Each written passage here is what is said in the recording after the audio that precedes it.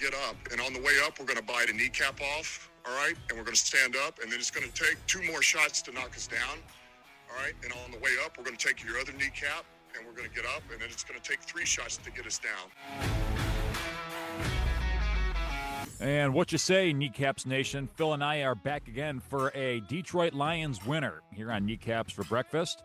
Vince Progard, that's me. Happy to be joined, as always, by my longtime partner in crime, the aforementioned Phil Byrne. And Phil, the Lions did a commanding job, if you will, of doing what they've done the better part of the last 4 years, and that is getting right after a loss. But the biggest story, and we'll jump right into it, Phil, is do we have a new offensive play caller on our hands? We just might.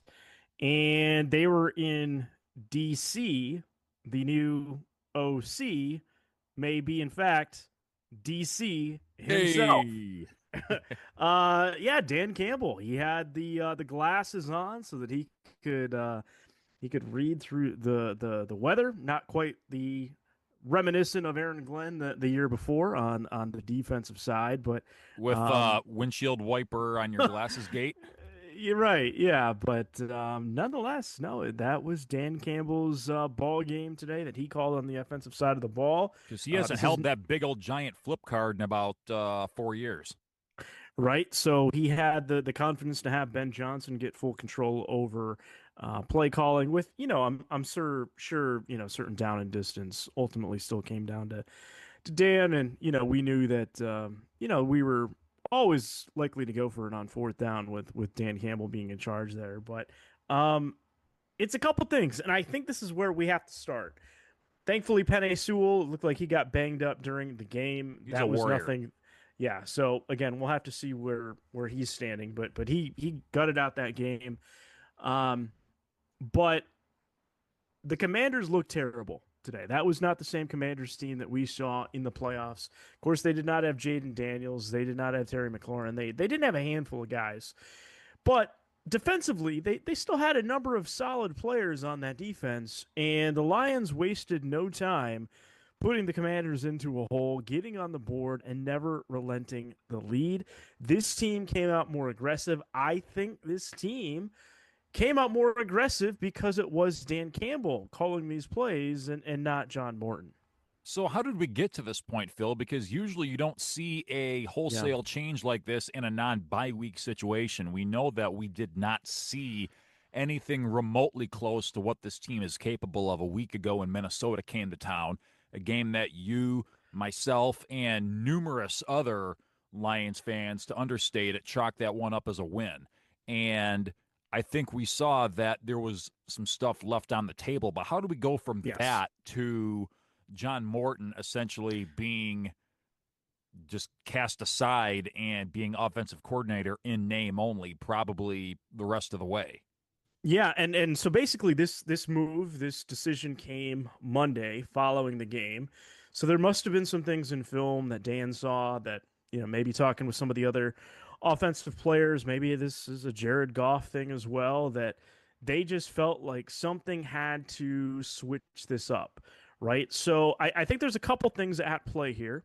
We know John Morton's lineage, this being the first year that he's returning back to the team. He came from John Gruden, some of these older coaches. I think John Morton wants to play a little bit more of a West Coast offense style of offense. And I think there's elements of that Dan Campbell likes and that he wants and why he wanted to have John Morton in this position. But ultimately, a lot of the aggressiveness that the team showed on third down or maybe even second down to get to third down has been missing. You brought it up during the bye week about how bad this offense has been on third down. And I think even more than that Lions-Vikings game, I think it is the third down issue that is ultimately what did John Morton in here with the play calling responsibilities. I think you hit the nail on the head, though, with the third down. And I think this is something that I don't think you can just go back to John Morton. I don't know necessarily what an offensive coordinator that doesn't call plays, if they're looking at protection, if they're looking at some things from up in the box, but they kept showing him throughout the game, and he kind of looked bored, not really saying much on the headset. So, what is interesting to me here, and again, you and I talked about this on the last episode, is taking a broad view of how things have looked up to this point. We kind of blamed it on the offensive line because we didn't know that John Morton's job in the truest sense of the word, the biggest responsibility for the offensive coordinator is calling the offensive plays. Everything else is kind of stuff behind the scenes that you and me and everybody else don't really know anything about. So what we did, Hmm. because we didn't know that this was on the horizon, we blamed it on the offensive line. Jared Goff has been constantly under duress. He's on pace to be sacked more times this season than he ever has been in his career. The Lions went from being a top running unit in the NFL to now all of a sudden on the precipice of falling out of the top 10. You were going weeks at a time without even so much as seeing the ball touch Jamison Williams' hands, more so than what we would like. You're running two tight end sets like it's your job, and nothing was looking quite in sync. Now, the very next game, now again, you mentioned, Phil, the Commanders' defense is nowhere near what we were expecting. We saw that Kinlaw and Daron Payne just lost their minds in the first half with some of their post play penalties and stupidity on their end. I think the Lions clearly got into their heads early and often. But it begs the question, is what we've been seeing all along just the offensive line being the straw that stirs the drink and not getting things moving on offense like we would expect? Or has it just been what we had feared all along throughout the course of the offseason, that the Lions personnel just wasn't going to gel properly with John Morton's philosophy and play calling? I think it might be the latter here because, again, we did not have Christian Mahogany in this game. We had a Coyote Awasika in there at left guard. At 1.2, we saw Graham Glasgow exit the game, and was it Lopez? It's not the same Lopez that's the D tackle that we brought in from Arizona, Cologne. but Cologne was the center. So, um, again, a little bit of a mash unit that we saw in there, but they had no issue moving and picking up the play calls that Dan Campbell was doing. So, again, I think we've talked at length about how good of an offensive line coach Hank Fraley is. So I think Dan Campbell had the confidence in going in, making this change, this adjustment on Monday, getting with Hank Fraley, and say, hey, maybe we need to simplify some of the protections, maybe some of the adjustments and alignments and things like that. They made some sort of adjustment because they didn't have the star power, that they may have had last week with Mahogany and Glasgow for the majority of the game. So they're doing these with some backups and over 200 yards on the ground. I know we'll get to Goff and some of the other numbers here. That is the big difference of this game is that Jahmyr Gibbs had one of his best games. We had David Montgomery over 70 yards rushing as well. These guys were able to get running room. They were able to get space. And I think some of this is just coming down to the approach that Dan Campbell took. I mean, you can kind of blame it on the Commanders not really being in this game and maybe giving for lack of a better term, a half-ass effort. But Lions took care of business. They did it with this line. This was a night and day difference from a week ago. And just looking at numbers, Phil, this was the Lions offense that we know exists. 30 first downs on the day, plus 16 in that category. They were 5 out of 10 on third down, but not great. But they did start the game, I believe, 5 for 5 before going 0 for 5 down the stretch when the game was pretty much fully in hand, 2 for 2 on fourth down. 546 yards of total offense. They showed this on the Fox broadcast. It's the 7th time since the 2022 season that the Lions have amassed 500 yards of offense or better in a game. The next closest team to have done that over the 3-year span they mentioned was 4. 4 different occasions was that done by a team. Lions have done that 7 times. So wow. That's good territory for them. You mentioned it, Phil, 226 yards on the ground, 317 through the air. Did not turn the ball over, had the ball for well over half the time. And My personal favorite, only 1 yard of accepted penalty yardage on the day for the Lions. So a much cleaner game on the road. I know it's the Commanders. I know that spirits are a little bit low after the blowout win or blowout loss rather on Sunday Night Football last week, the Jaden Daniels injury, the fact that the record isn't anywhere near where they expected they would be. It's Right. still going on the road in the National Football League and getting, let's call it what it is, Phil, a blowout win after a tough loss. And you know what? The Miami Dolphins took care of business against the Buffalo Bills today. I don't think too many people had that after they just fired their general manager. So, whatever the motivating factor is for the Commanders, they were supposed to show up today.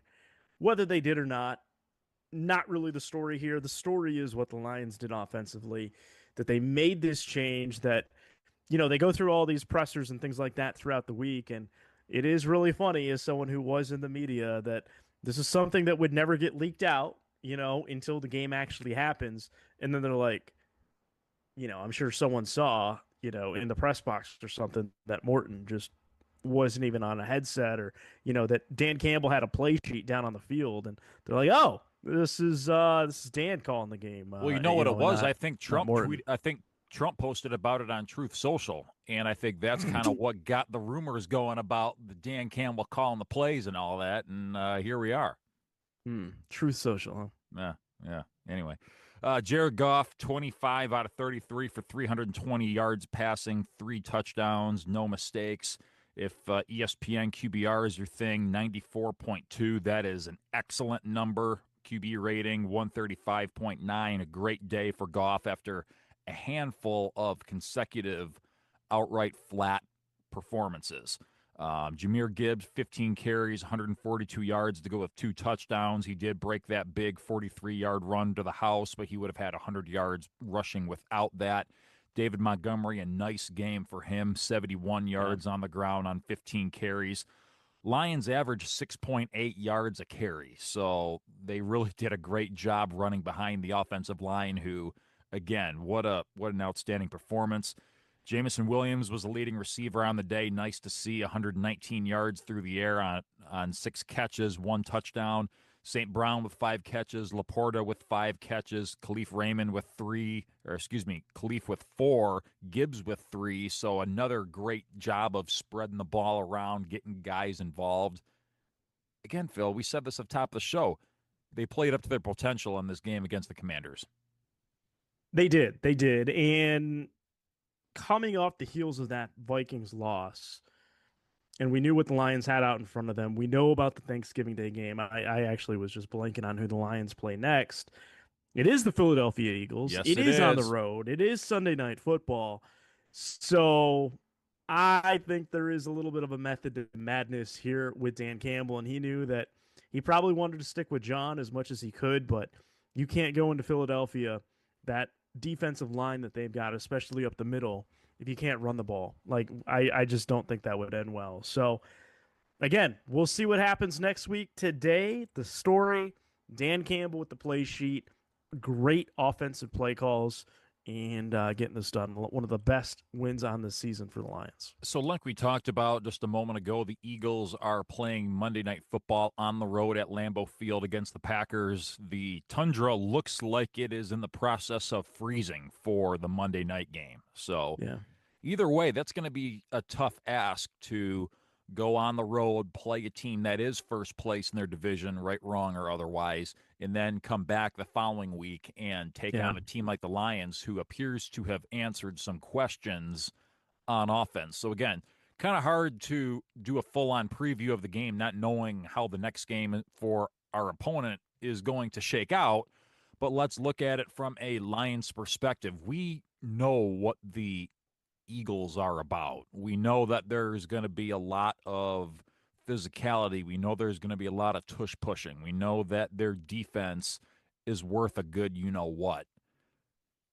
This is going to be a game that you need to come up big in if you have any real aspirations of making any real noise in this thing the rest of the way, because we know that the Packers aren't going down quietly. We know that a lot of the other teams around, you can even say Chicago, for instance, aren't going away.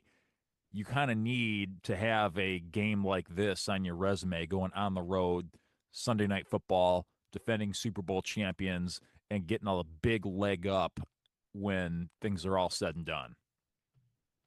And if you're keeping score at home, the Chicago Bears are 6-3. Same record right now as the Detroit Lions. So, Lions hold the tiebreaker because of week 2, but yeah, absolutely. They are not only in the rear view mirror, they're right in your blind spot. So I think we as Lions fans need to get out of this mindset that because of everything that we did last year, because we just naturally assume that we're going to have this better season than the Chicago Bears. I think we still need to prove ourselves against the Green Bay Packers on Thanksgiving. This is not a foregone conclusion that we win this division. That it's games like this that we circled at the beginning of the year against the Eagles and say this is going to be a massive game. Well, this is a game that like the Bears, because they finished in last in the division, don't really have to worry about. Or actually, I take that back. I think they did play the Eagles, or will with They the will NFC East on Black crossover. Friday. Actually, that's that Amazon Yeah. Prime Black Friday game. Yeah, good point. But the idea here is that the Bears are getting this momentum. Vikings, they couldn't take care of things against the Ravens when we're taping this, but this is something that this is either a win or a loss. I can't really go ahead and take a well, they played pretty well on the road against Philadelphia. No. This is a must win. This is a must win to keep ahead of these teams that are just a half game or a tiebreaker behind you. I know Minnesota might be fading a little bit. They just beat you at home.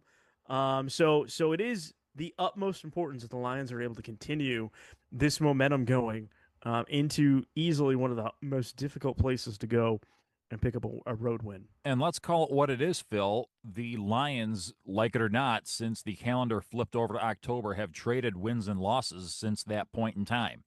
So I think it's in their best interest to go out there and, if nothing else, prove to themselves that when the chips are down, you're able to string some wins together. Because I know I'm being Captain Obvious here, Phil, but once you get to the playoffs, you got to start stringing some victories together before you can get to the promised land.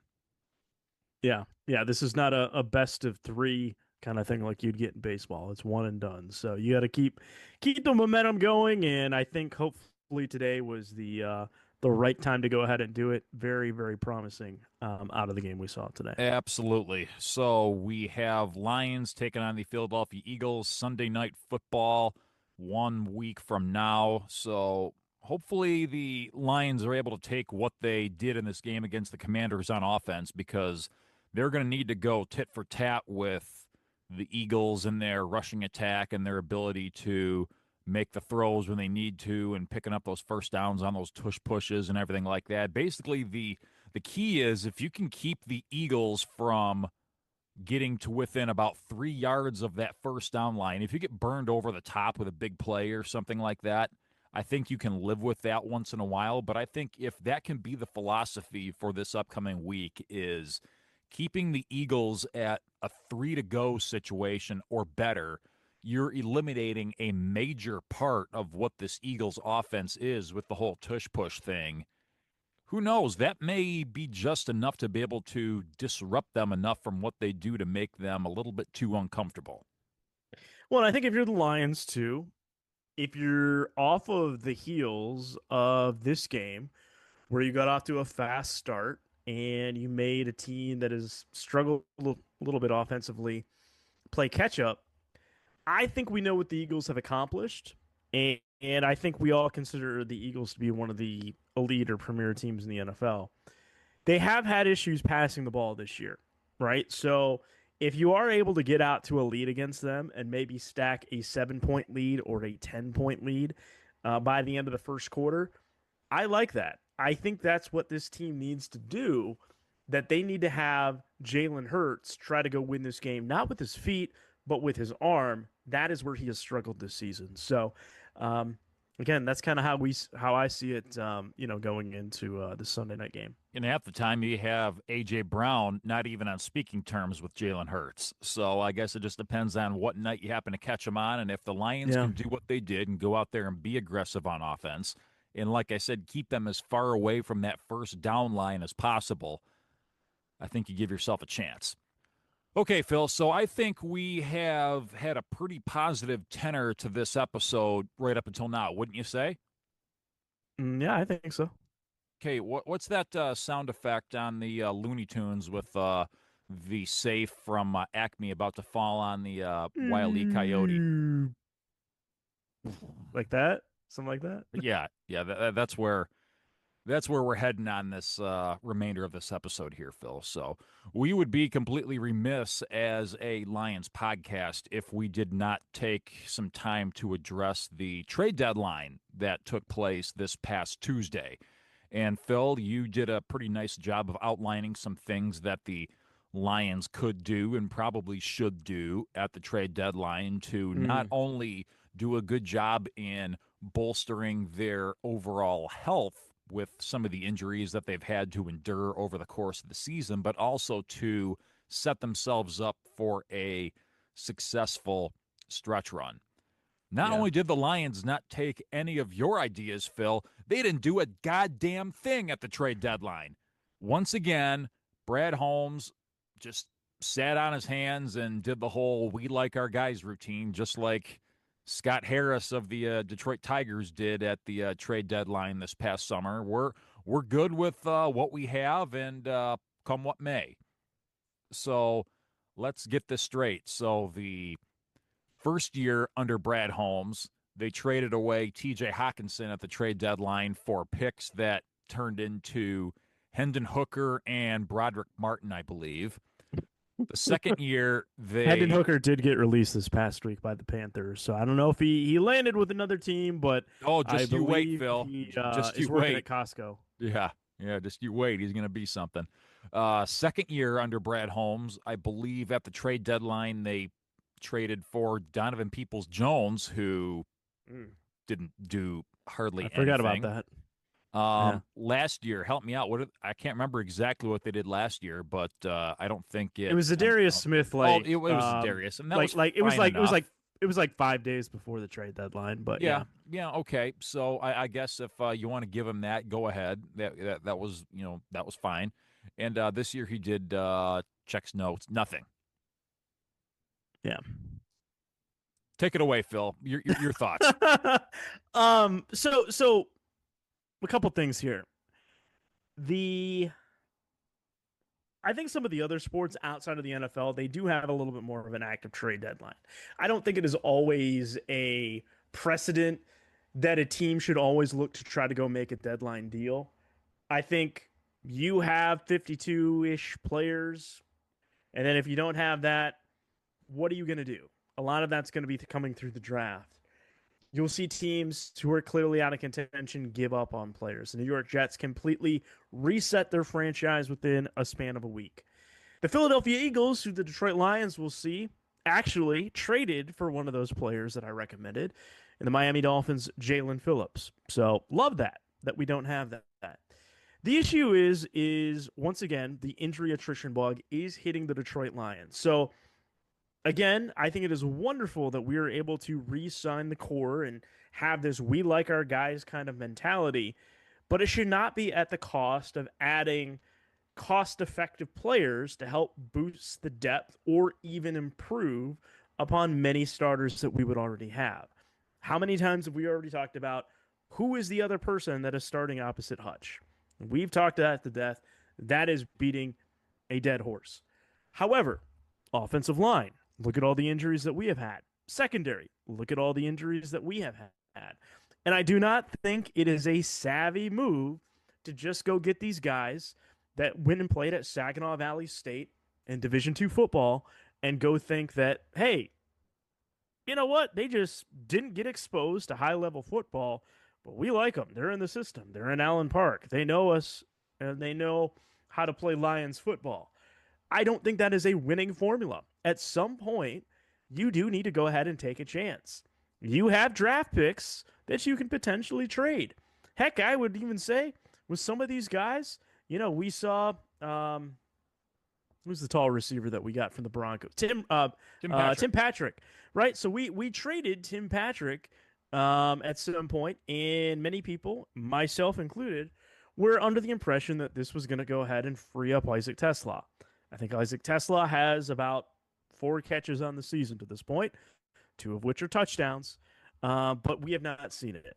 This was an opportunity for Brad to, I don't want to say silence his critics, because I don't think that's really what's important here.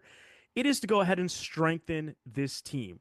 Because if there is one thing the Detroit Lions have been under Brad Holmes and Dan Campbell, is they have been injury ridden.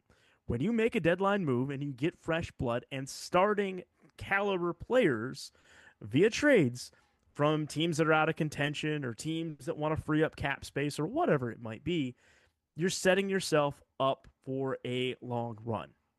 So, again, I like the Lions roster, but I don't like it enough to say this was the move that Brad should have done. Is just sitting tight and putting his phone on do not disturb. Doesn't work like that. That's not how you operate. He needs to be more proactive. And now it's past the deadline, so unless some guy gets released, which we probably don't have high waiver order priority, he's not coming here. Phil, who is Dan Campbell's mentor over the course of his NFL career? Sean Payton. Who's Sean Payton's biggest mentor over his course of time in the NFL? That would be Bill Parcells, I believe. Bill Parcells, at one point in time or another, had a quote that rings true time and time again, and that is, "You are what your record says you are." And what the Lions have in their roster is a 6-3 roster, and that's good for about a wild card level roster as it currently sits. Is the story written on 2025? No, it's absolutely not. But the facts are the facts, and the Lions have a mid to very much above average roster, and that's about it. And good to very much above average, more often than not, isn't winning a Super Bowl.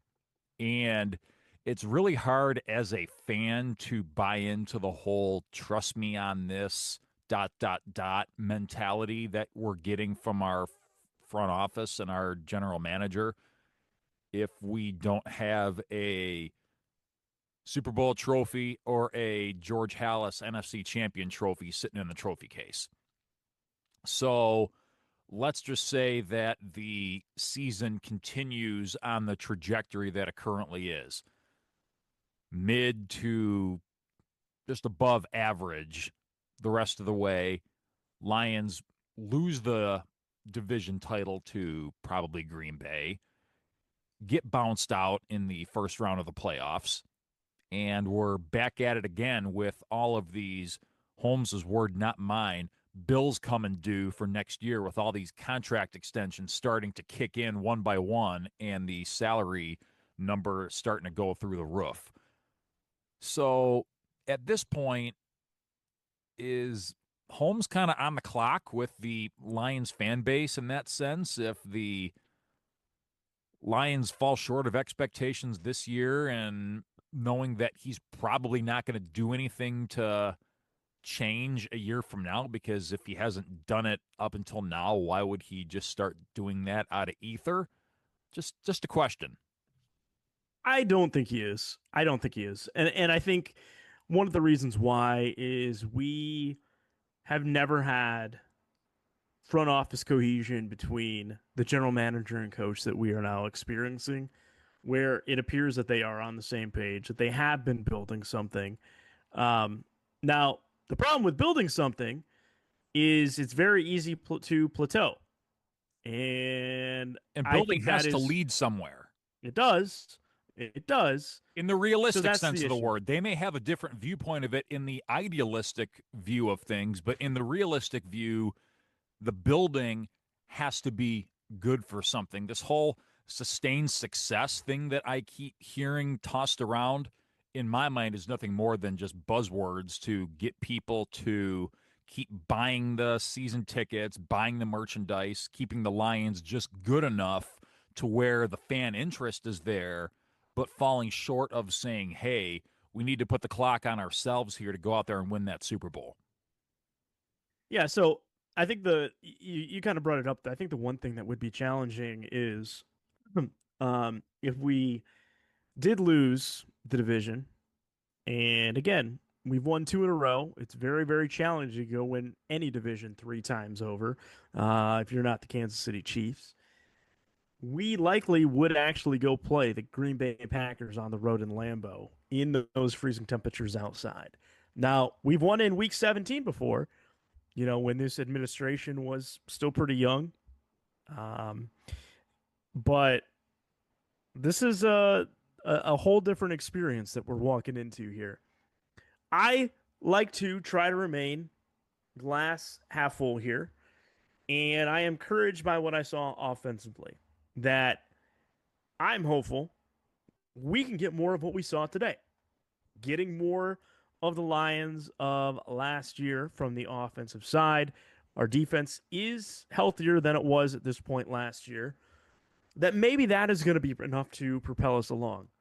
But to go back to our original point, our original question, I don't think we necessarily need to think of, you know, Brad Holmes on the hot seat or anything like that, or think like I think he is still far and away the best general manager that we do have in this town amongst any of the four sports teams that we have. Um, but it's incredibly frustrating as a Lions fan to be having, for lack of a better term, and I know we've already sworn a couple times on here, a shit sandwich of a team and an organization for your entire life, and you start to get good, and then you plateau, and then you flatline, and you never get there. Let's get there. We get there by maintaining the aggressiveness. We're getting it from the play calling and coaching. We're going to need more from management when it comes to getting players in this organization in Allen Park. Yeah, and I said it a week ago, Phil, on the show, that you want nothing more as a fan than knowing that your organization will turn over every rock and do everything they possibly can to show that they want to win the ultimate prize, which is a Super Bowl. And it seems like time and again from the front office, it just seems like optically they are okay just winning lots and lots of games, making the playoffs, and hoping you get lucky, go on a run, and run into one and get yourself to a Super Bowl. And I don't think that's real life. I think you have a team like Philadelphia who always consistently proves that they will do everything they can to try and win that Super Bowl. It might not always work. Sometimes they make moves that don't always pan out, but at least they're out there trying, and you don't see the same from our front office. And yeah, it's a little frustrating, but here we are. Another trade deadline come and gone, and the Lions were not players. So what you see is what you got the rest of the way. At least we are not Tennessee Titan fans who have traded away their best players, allowed their best players to go, hired in an administration and staff that was not quite ready to take the reins on an organization. And then they see Mike Vrabel in his first season go up to New England, completely rechange the culture in 1 year.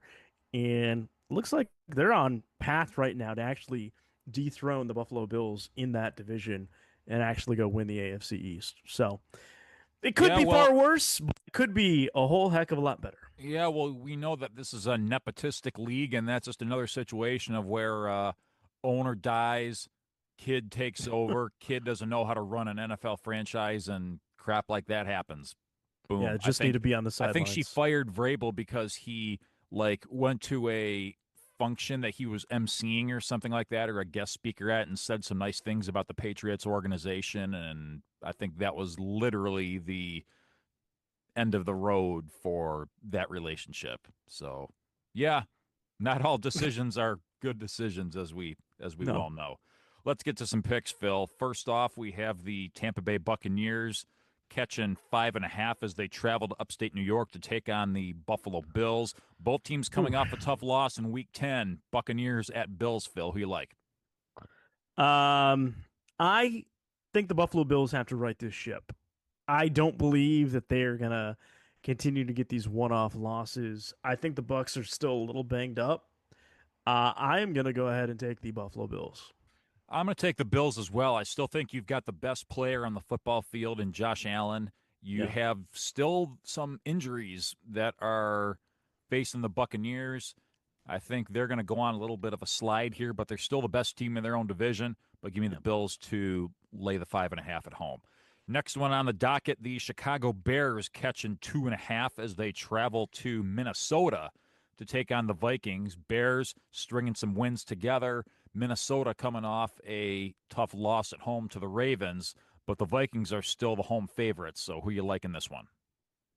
I think this is where the Bears' luck is going to run out on this win streak. At least I think they are still going to be a pretty feisty team. Give me the Minnesota Vikings. I'm taking the Bears here, Phil, and I'm just not seeing it with J.J. McCarthy, and I'm not giving him all the credit in the world for what happened against the Lions last week. I just don't think the Lions played very well. It seemed like the Ravens were left to just kind of hang around for a good chunk of the game before they finally snapped back and took the lead for good. I'm just not sure that the Vikings offense is ready to roll yet under this current signal caller at quarterback. I'm going to take the Bears to go on the road and avenge their Week 1 loss to the Vikings. Last game on the list, and this one should be a dandy if you're into NFC West action. The Seattle Seahawks are catching 2.5 points as they travel to Inglewood to take on the LA Rams. Quietly a hot race in the NFC West. How do you see this one shaking out, Phil? Seahawks at Rams.